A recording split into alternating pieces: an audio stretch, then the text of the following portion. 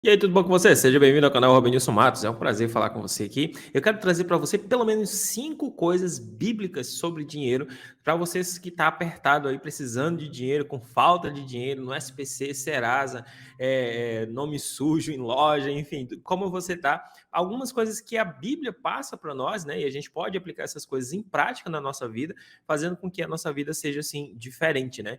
Então, você conseguir sair aí das suas dívidas de SPC, Serasa, colocando os ensinamentos da Bíblia em prática. Mas antes até da gente poder entrar, a gente precisa entender o que, que é o dinheiro. O que, que é o dinheiro? Bom, o dinheiro nada mais é do que um número na tua conta, não é? Ou uma cédula de papel. Agora tem até dinheiro digitais, como Bitcoin e essas outras coisas, que são um algoritmo, né, super boladão e diferente e tal, em que você guarda uma quantia de dinheiro ali quando você tem uma chavezinha que você guarda aquilo lá, ou então na exchange, né, que gerencia os seus ativos ali. Agora, o dinheiro, ele é basicamente isso, mas tem uma força muito maior por trás, uma força muito maior por trás que gerencia tudo isso, né? E faz com que o dinheiro seja uma coisa muito forte, muito potente aqui nesse mundo em que a gente vive e que para a gente poder utilizar, para poder ele nos dar a capacidade de você tendo ele ou não, né? Claro, a gente comprar coisas legais, como por exemplo, você está vendo esse microfone aqui, ele custa uma certa quantidade de dinheiro, essa câmera pela qual você está me vendo, enfim, o computador que está gravando, então tudo isso ele tem uma série de coisas que a gente vai conseguindo, né? A gente consegue as coisas tudo nesse mundo através da quantidade de dinheiro que a gente tem. Então, se a gente não tiver muito, a gente vai conseguir poucas coisas. Se a gente tiver um pouco mais, a gente vai conseguir mais coisas e assim sucessivamente. Antes da gente entrar, para eu poder te mostrar algumas coisas, eu preciso te mostrar uma coisa que é assim primordial. Ela está assim no ápice, né? Ela está em cima. Que se a gente entender isso e colocar em prática, você pode ter certeza que 50% da sua necessidade real ela vai ser suprida se você colocar isso daqui em prática, tá? Se você entender isso daqui da forma que deve ser entendida em prática. E para isso a gente vai lá para o texto para você ver aqui comigo. Tá? E o texto ele diz assim, ó: ninguém pode servir a dois senhores, né? Pois odiará um e amará o outro, ou se dedicará a um e desprezará o outro. Vocês não podem servir a Deus e ao dinheiro. Então, o dinheiro é uma coisa na Bíblia em que o dinheiro é uma coisa na Bíblia que só ele traz uma consequência que muito grave para a nossa vida. Ele toma o lugar de Deus, se a gente não atentar. Então, o dinheiro é tão poderoso, né? E que aqui nesse mundo que ele pode tomar o lugar no teu coração de Deus. Ele pode tomar a primazia, porque Deus ele aceita somente ser o primeiro. Se você colocar ele em segundo, em terceiro, em quarto, em quinto, em sexto, em décimo, não é? Você vai ter problemas, porque ele estando em primeiro, ele vai nos ajudar na nossa vida aqui. Agora, se ele não for o primeiro, aí vai ficar bem complicado. E o dinheiro é uma das poucas coisas que tem na Bíblia, tá? Se não a única, que toma o lugar de Deus, além dos ídolos, claro, né?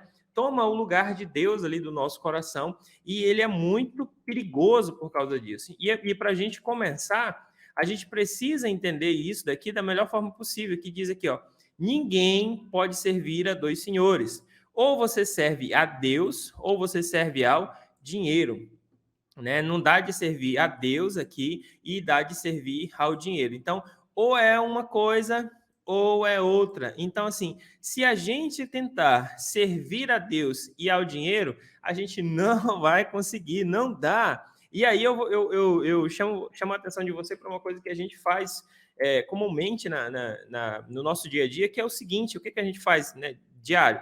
A gente gasta horas e horas, né?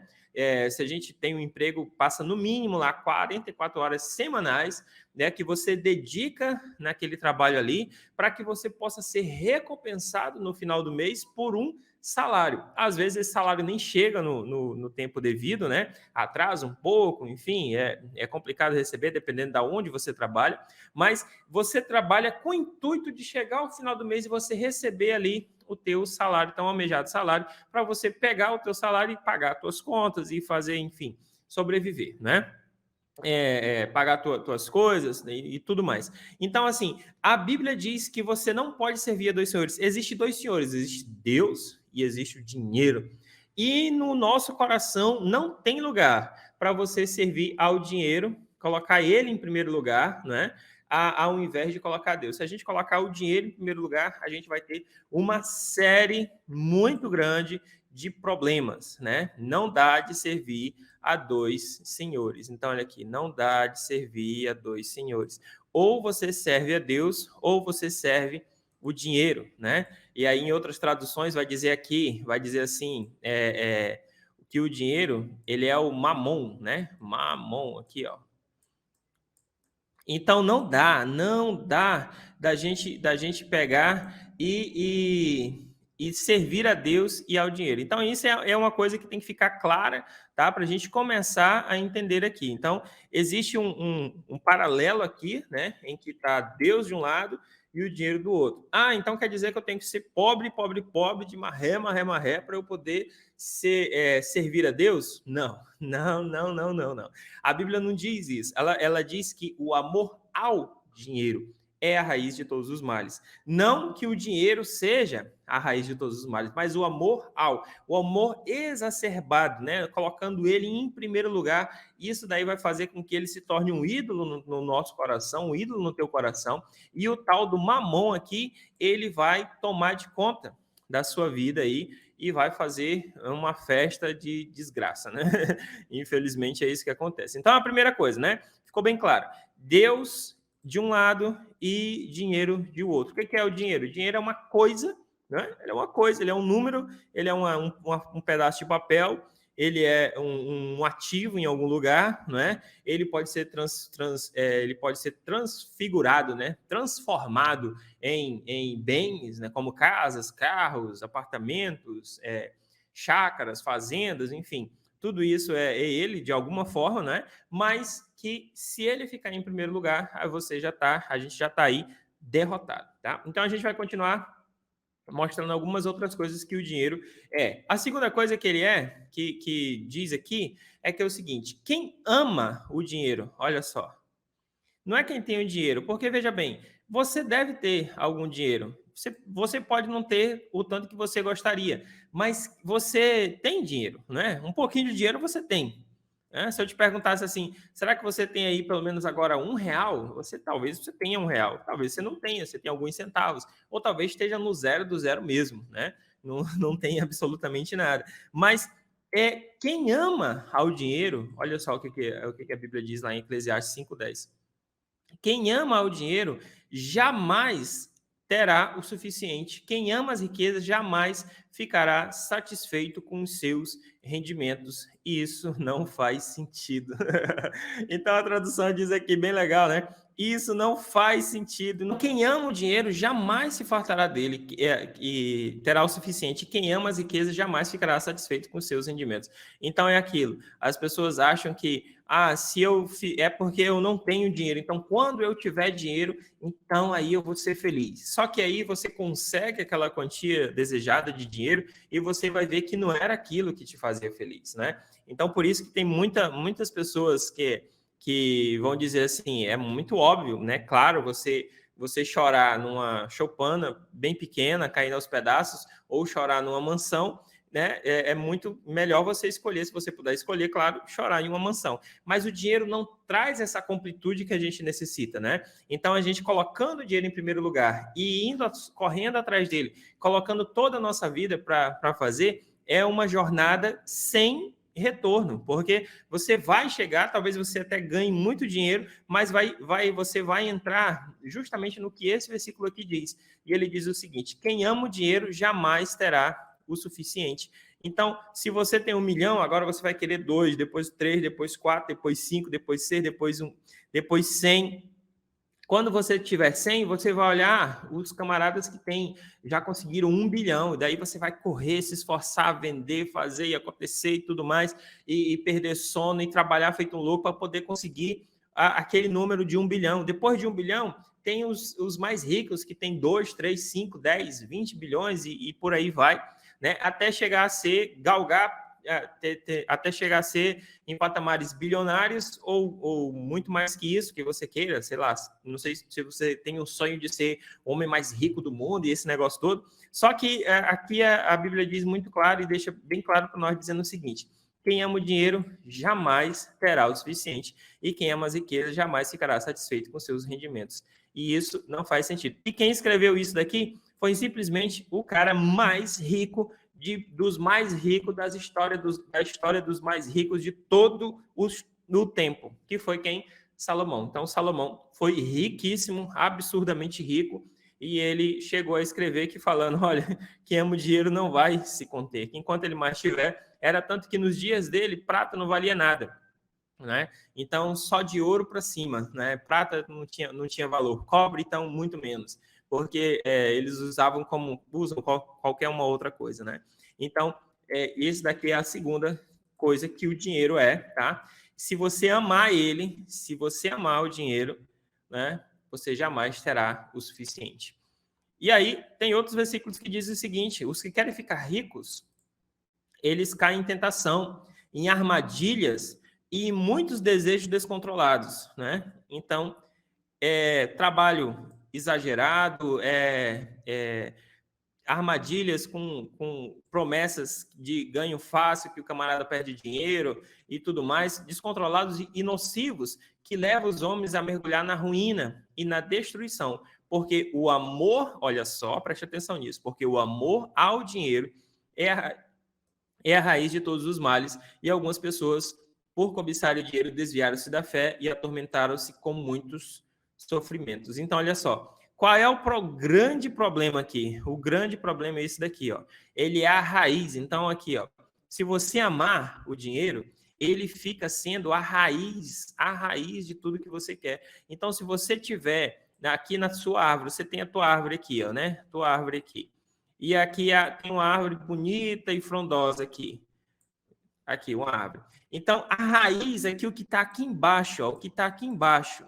Isso daqui é a raiz do dinheiro. Então, você pode ver aqui que você vai correr atrás, você vai tentar e você vai tentar fazer e não vai dar. Por quê? Porque está oculto, a terra passa aqui, ó, e o que tem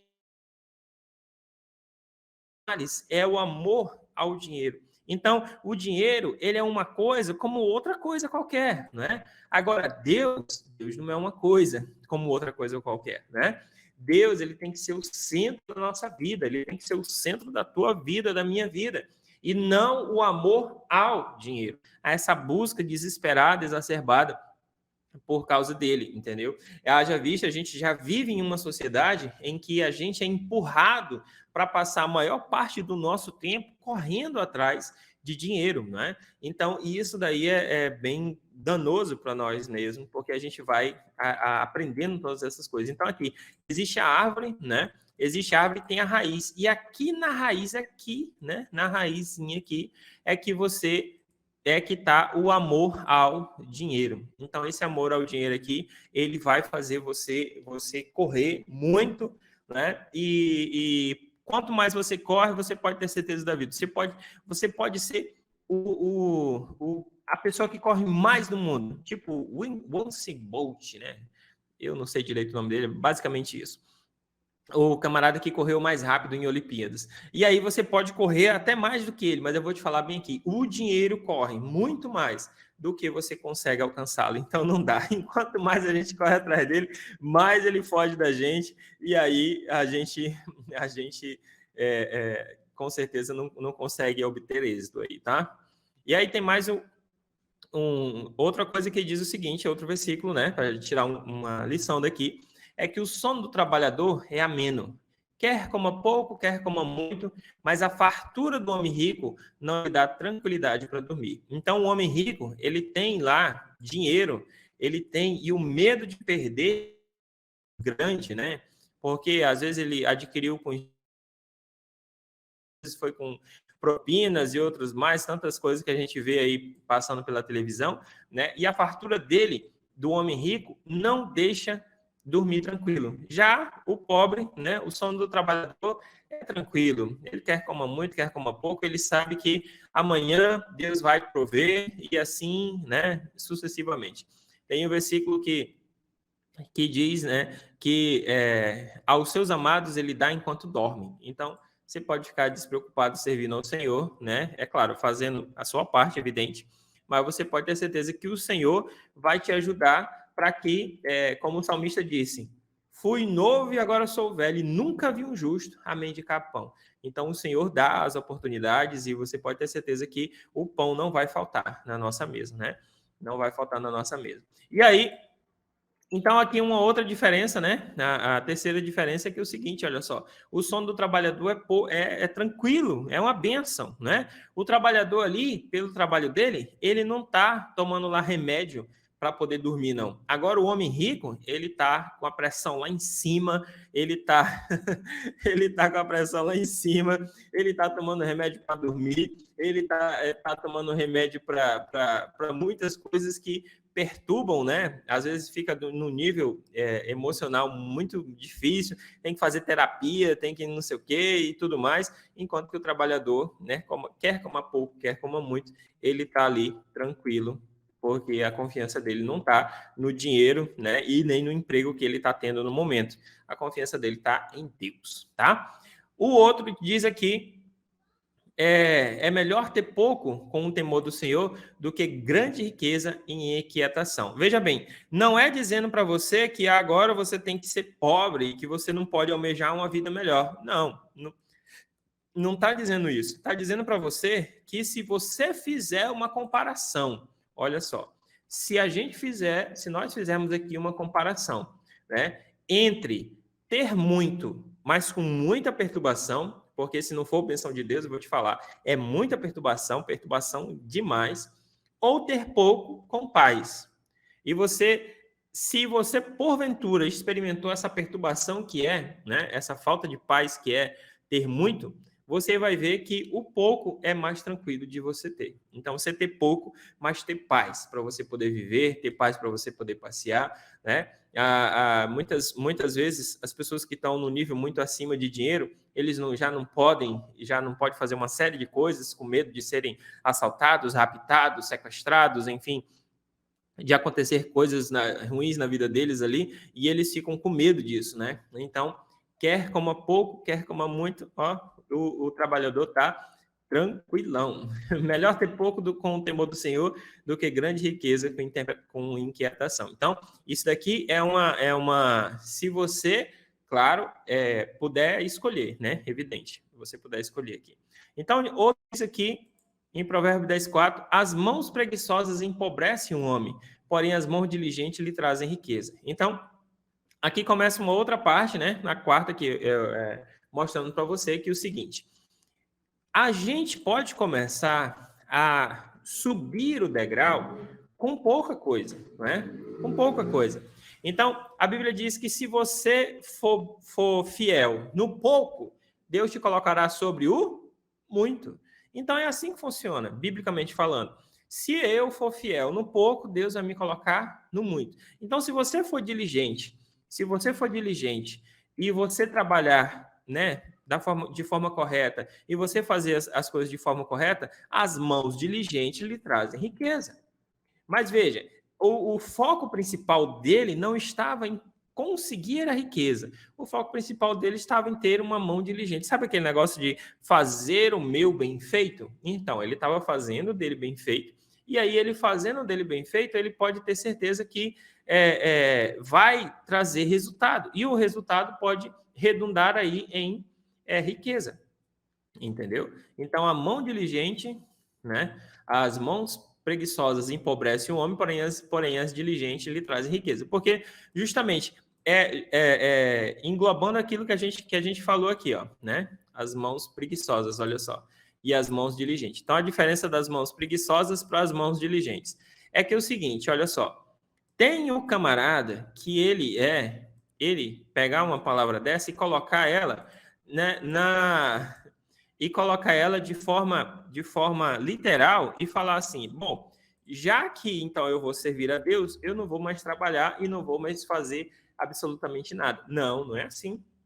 Não é assim, tá? Existia um pessoal lá em 1 Tessalonicenses, em 1 e 2 Tessalonicenses, em que eles estavam dizendo, olha, o Senhor já voltou, Jesus já voltou, já voltou. E aí, quando eles falavam isso, alguns falaram assim, bom, se Jesus voltou ou está chegando, o que a gente vai fazer? A gente vai cruzar os braços e a gente vai esperar, né? E aí, a instrução das cartas é para o quê? Né? Se você não quiser trabalhar, também não coma, porque é um princípio você trabalhar para você comer. E eles falando, nós não somos pesados a ninguém. Então, assim, literalmente, se for para o lado literal aqui, não, então, já que eu vou colocar Deus em primeiro na minha vida, eu não preciso fazer nada. Não é assim que funciona, né? Então, essa daqui é a parte do preguiçoso. E aí tem o outro, que é o trabalhador. O que ele faz? Ele faz o melhor do jeito que ele pode, né? Esse daqui, ó, ele faz o melhor do jeito que ele pode, que vai redundar em riqueza, entendeu?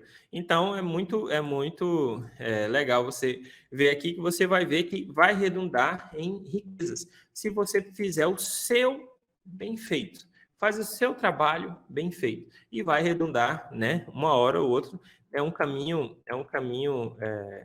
só de ida, vai redundar, né? Vai acabar em riqueza, tá?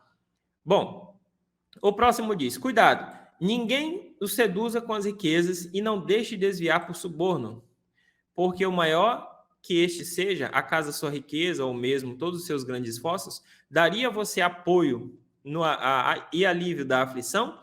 Então, Jó 36 aqui vai dizer tudo isso. Então, ele fala só: ninguém te seduza com riquezas ou te desvie por suborno. Né? A gente vê quantos e quantos a gente vê na televisão casos de pessoas que pegaram as suas riquezas foram somente de suborno, foram somente de rachadinha, de propina, de não sei o quê, de caixa 2 e por aí vai, não é? E ele falando, não deixa você se vencer por isso, porque essas coisas não vão te livrar no dia da aflição.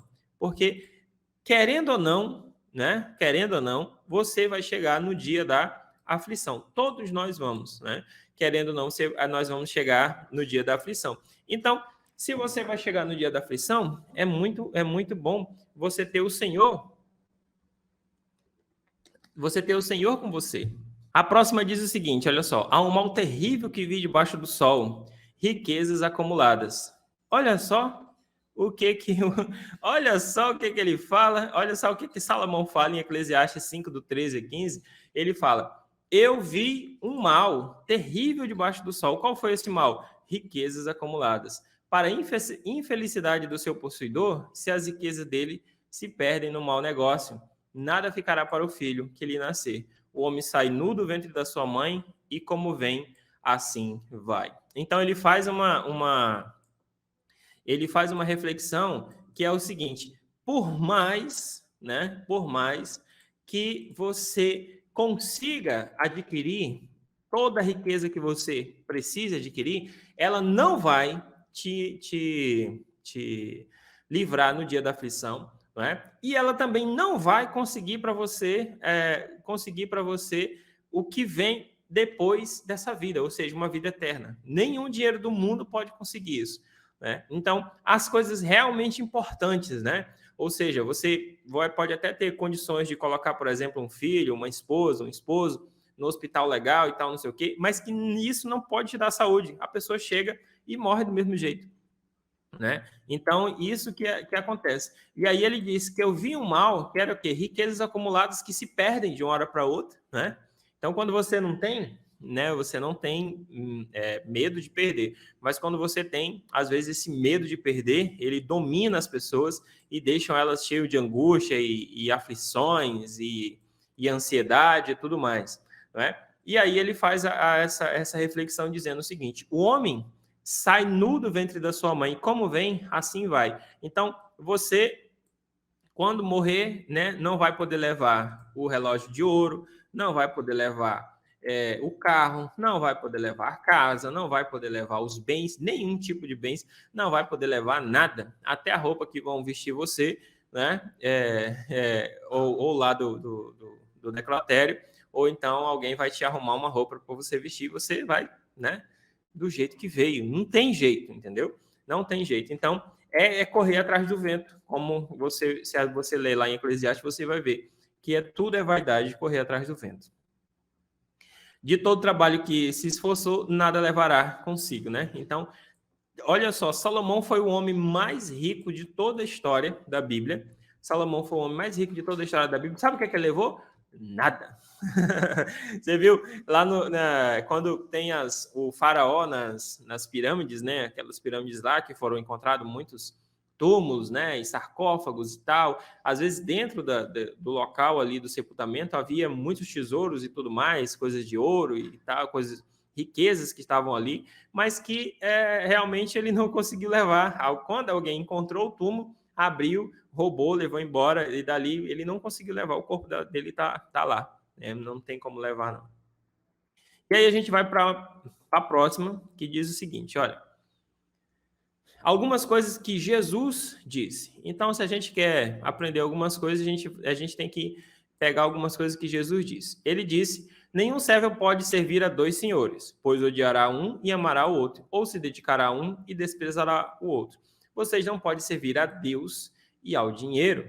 Os fariseus que amavam o dinheiro, olha os fariseus aqui, os fariseus amavam o dinheiro. Você lembra que a gente falou lá no início, o problema não é o dinheiro, o problema é a raiz, o problema é o amor ao dinheiro, que é a raiz de todos os males.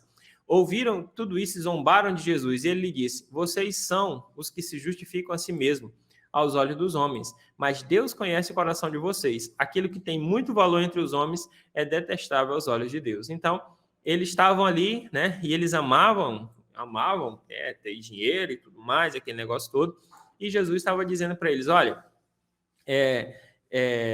não dá de servir a dois senhores, e não tem como a gente fazer isso, não tem como a gente nós servirmos, né, a dois senhores. Ou você serve Deus, né, ou você serve Deus aqui, ou você serve ao dinheiro, né, e o dinheiro, ele é um senhor muito ruim, né? Muito ruim. Eu acho melhor servir Deus. Porque o dinheiro, ele maltrata e maltrata bonito, né? Então, foi o que Jesus disse aqui, a primeira coisa. A segunda coisa que ele disse é o seguinte, não acumule para vocês tesouro na terra, onde a traça e a ferrugem destrói e onde os ladrões arrombam e furtam. Você com certeza, quando era pequeno, deve ter assistido um desenho que chamava o Tio Patinhas, né? E aí você lembra que o Tio Patinhas, uma parte do desenhozinho ali, era que ele nadava, né, no cofre ali, onde tinha muitas moedas e dinheiro e tudo mais, e ele era muito rico, né? Só que o que resolve essa riqueza dele que ele não vai levar ela para lugar nenhum? Então, ele é um personagem fictício, claro, né? E aí Jesus fala o seguinte, não acumule tesouros para vocês na terra, onde a traça e a ferrugem destrói e onde os ladrões arrombam e furtam, mas acumulem para vocês tesouros no céu, onde a traça e a ferrugem não destrói e onde os ladrões não arrombam e nem furtam. Onde estiver o seu tesouro, aí estará também o seu coração. Mateus capítulo 6. Então, se você vê aqui, ó, tem um lugar melhor para juntar tesouros, que é onde? No céu. E aí você poderia perguntar para mim assim, e como é que eu ajunto dinheiro no céu? Para juntar dinheiro aqui, eu sei que eu preciso de um trabalho, ou de algum tipo de trabalho, como um emprego, ou ter o meu próprio negócio, enfim, um trabalho, em que eu consiga ali ter um rendimento com aquele trabalho. E aí, no final do mês, geralmente eu recebo um salário ou lucro daquilo que eu estou vendendo ou estou comercializando, né? Para juntar nos céus, o que precisa fazer? Para juntar nos céus, você precisa primeiro que Deus seja o centro, né?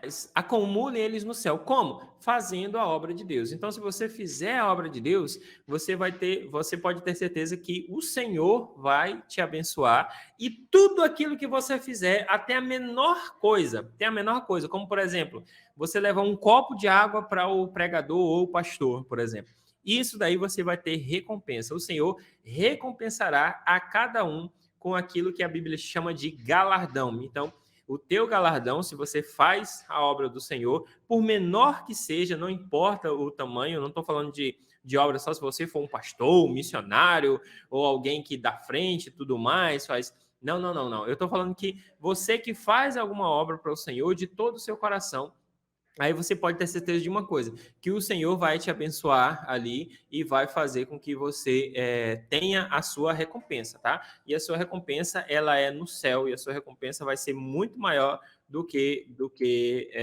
os tesouros daqui da terra. Então, essas são algumas coisas que Jesus ensinou para fazer, né, com o tesouro, tá bom? E aí, continuando, diz, Jesus sentou-se em frente do lugar onde eram colocadas as contribuições e observava a multidão colocando dinheiro nas caixas das ofertas. Muitos ricos lançavam ali grandes quantias. Então, uma viúva pobre chegou-se e colocou 2 pequenas moedas de cobre de muito pouco valor.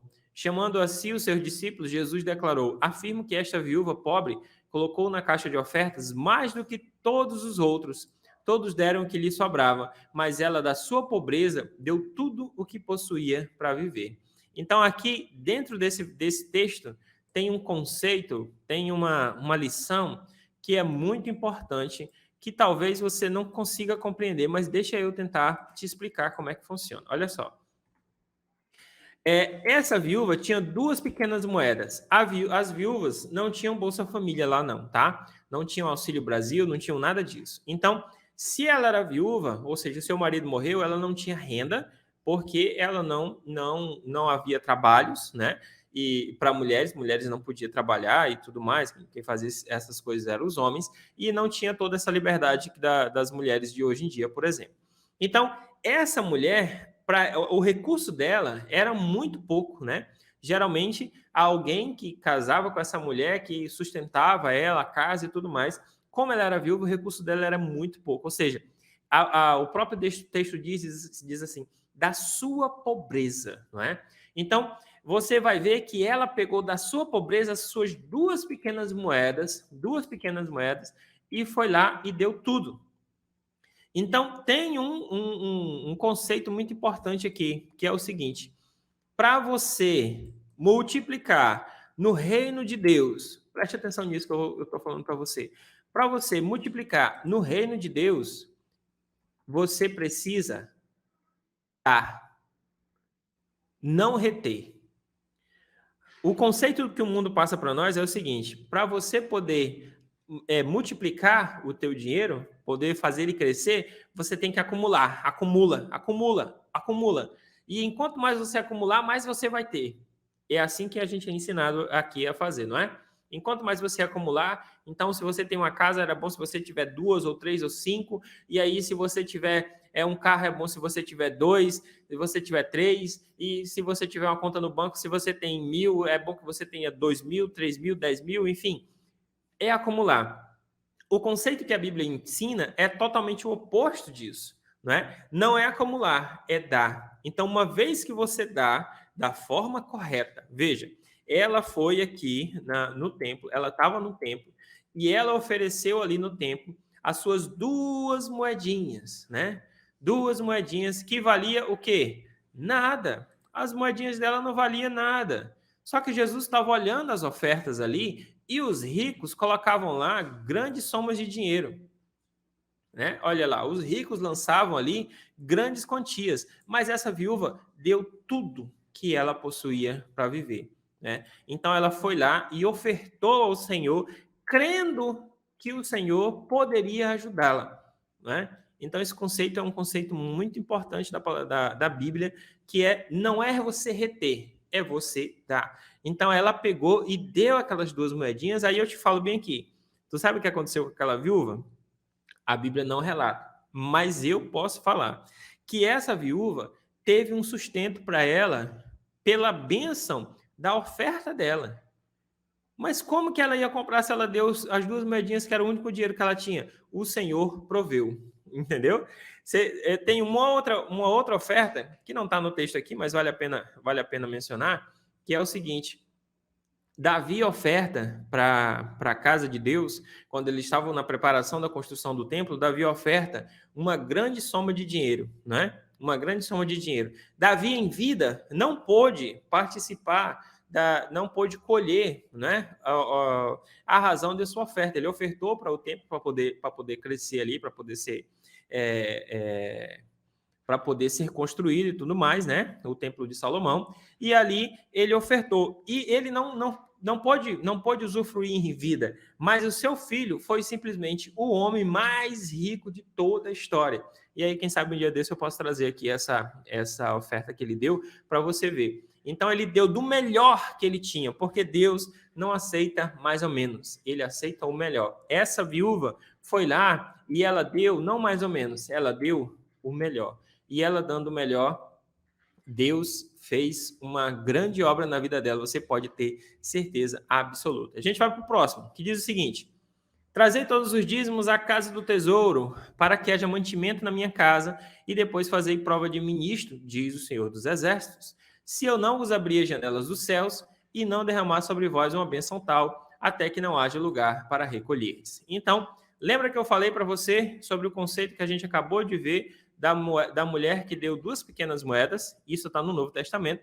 Esse aqui está no Antigo Testamento, Malaquias 3,10, diz para trazer todos os dízimos à casa do tesouro, para que haja mantimento na casa dele, certo?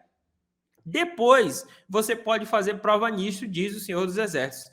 Qual prova? Se eu não vos abrir as janelas dos céus e não derramar sobre vós uma bênção tal que não haja lugar suficiente para recolherdes. Então, Deus fala na sua palavra dizendo o seguinte, olha só, você vai pegar esse conceito que eu estou falando para você, esse mandamento que eu estou falando para você aqui, e você vai aplicar na tua vida. Como?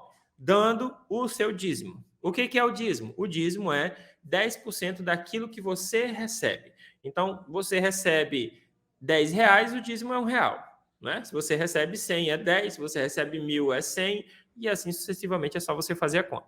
É 10%. Você vai pegar os 10% e vai fazer o quê? Vai dar na casa de Deus, certo? Para o quê? Para a manutenção da obra da casa de Deus. E aí, você pode dar, olha só isso daqui, né? Olha só, você pode dar com ousadia e você depositar lá o teu dízimo e você falar assim, Senhor, eu quero que o Senhor me mostre isso na minha vida, acontecendo aqui, conforme está lá em Malaquias 3,10, que diz que o Senhor ia derramar sobre mim uma bênção tal e que não haja lugar suficiente para recolher. Você pode fazer e você pode clamar ao Senhor e falar, Senhor, olha só, eu fiz, agora eu quero que o Senhor me abençoe, eu quero que o Senhor faça a sua parte. E você pode ter certeza de uma coisa, eu tenho experiências maravilhosas em relação a isso, em que Deus proveu, Deus cumpriu a parte dele. Então, assim, se você quer fazer, mas que igreja que eu dou? Uma igreja séria, bíblica, da palavra, tá? Então, assim, você vai dar o teu dízimo lá e você vai, né, uma igreja séria, bíblica, da palavra. E você vai fazer isso e pode ter certeza de uma coisa, o Senhor vai cumprir com a parte dele, você não tenha dúvida disso, entendeu? Então, você vai dar e você pode esperar a bênção. E aí tem uma outra coisa, tem um outro conceito, um outro ensinamento que a Bíblia diz, né? Aquele texto que eu mostrei agora há pouco, alguém pode dizer assim, mas só tem no Antigo Testamento, não tem no Novo? Tem no Novo, sim. Diz assim, ai de vocês, mestres da lei, fariseus hipócritas, pois dão o dízimo da hortelã, do endro e do cominho, mas têm negligenciado os preceitos mais importantes da lei, a justiça, a misericórdia e a fé, e a fidelidade, né? Vocês devem praticar essas coisas sem omitir aquelas. Foi o próprio Jesus falando que era para eles continuarem a fazer o que eles já vinham fazendo, mas fazer os preceitos mais importantes, porque não adianta você tá ouvindo isso daqui comigo e falar assim, beleza, você é um dizimista, e continuar numa vida toda errada na presença de Deus. Aí você, né, aí vai ficar difícil do Senhor te abençoar, né? Então se conserta para o Senhor, cumpre toda a justiça, né? E entrega o teu dízimo, você pode esperar aí o que o Senhor vai fazer na tua vida de diferente, tá bom?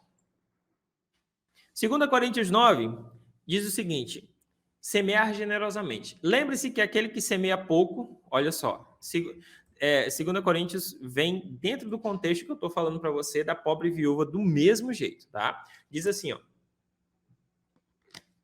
Lembre-se, aquele que semeia pouco, pouco colherá.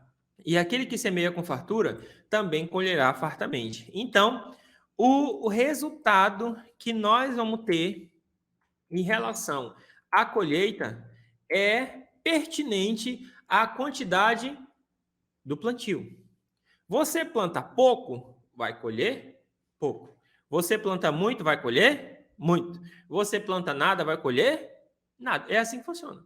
Entendeu? Então, assim, tem a regra é que você precisa, não é reter, é dar. Então, se você der em oferta, aqui é questão da oferta. Se você der em oferta pouco, você vai colher pouco. Se você der muito, você vai colher muito. Né? Aqui não é um valor estipulado. O dízimo que a gente falou lá atrás, ele é um valor estipulado. Quanto que é o dízimo? É 10%. E se eu der só 5%, não é o dízimo. E se eu der 9%, não é o dízimo. Dízimo é 10, tá? Dízimo é 10. Agora, você quer fazer oferta? A oferta é valor indeterminado. Lembra? Aquela viúva, ela foi lá e ela plantou as 2 moedinhas de livre e espontânea vontade, com seu coração, com um propósito pessoal com Deus. Isso é uma oferta de amor que ela deu.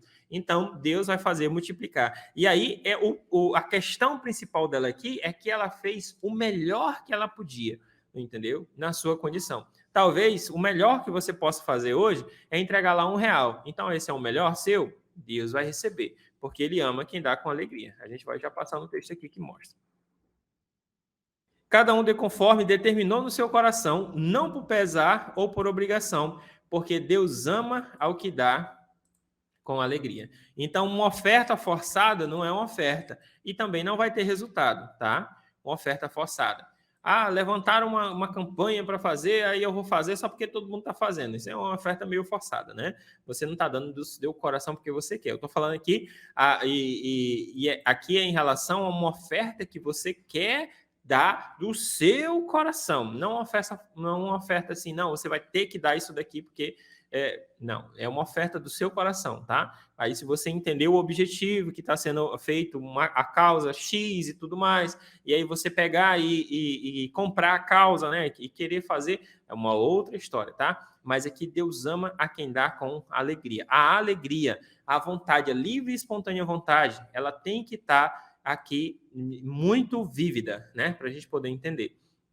E Deus é poderoso para fazer que toda a graça lhe seja acrescentada, para que todas as coisas em todo tempo, tendo tudo o que é necessário, vocês transbordem em boa obra. Então, veja bem, leia, repete comigo, transbordem aqui, viu? Como está escrito, distribuiu Deus seus bens aos necessitados e a sua justiça dura para sempre. Aquele que supre a semente ao que semeia, quem que supre a semente? O Senhor, né? Que supre a semente ao que semeia, quem semeia? Nós. O pão ao que come também lhe suprirá e multiplicará a semente e fará crescer os frutos da vossa justiça, e vocês serão enriquecidos de todas as formas para que possam ser generosos em qualquer ocasião. E nosso intermédio e sua generosidade resulte em ação de graças a Deus. Então, assim, o Senhor fala para nós que você vai depositar ali a tua oferta lá no ofertório da tua igreja, né? Da igreja que você frequenta, da igreja bíblica próximo da sua casa, tá? Se você faz parte da nossa igreja, na nossa igreja, tá bom? E aí você vai depositar a tua oferta com todo o teu coração e você vai dar o melhor. Então, eu vou te dar uma luz aqui para você entender sobre essa questão do melhor. Qual foi, por exemplo, só para você pensar, qual foi o maior valor que você já deu de oferta? Você lembra desse valor? Então, se você quer dar o teu melhor, a próxima oferta que você for dar, tá bom? Você vai ser uma oferta do mesmo tanto ou acima desse valor que você deu. Então, qual foi o maior valor que eu me lembro de ter dado de oferta? Foi R$1? Então, se você trouxer R$2, vai ser o melhor que você pode. Né? Haja vista a tua condição te dá hoje para você trazer R$2. E assim, sucessivamente, quanto à questão de valores. Entenda uma coisa, não é quantitativo, porque a viuvinha tinha apenas 2 moedas que não valiam nada.